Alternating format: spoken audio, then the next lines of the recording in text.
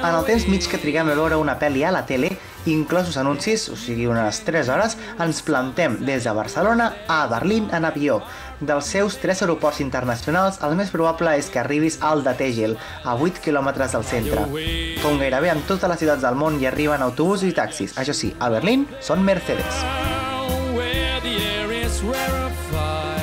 Berlín té 898 quilòmetres quadrats i 4 milions d'habitants, quasi els mateixos que tota la província de Barcelona junta.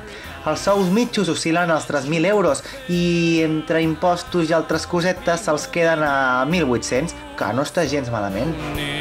El lloguer d'un pis és el més habitual a la ciutat, ja que un pis de 80 metres quadrats al centre pot valer uns 500 euros al mes.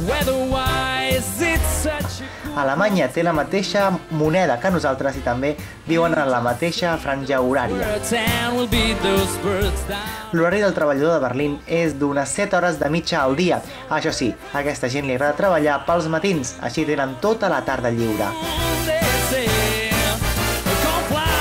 Per moure'ns per Berlín hem utilitzat el metro, que el reconeixem per la lletra U de U-Bahn, al tren li correspon la lletra S i les diverses línies de bus i tramvia que reben la M. Així doncs, movem-nos per Berlín.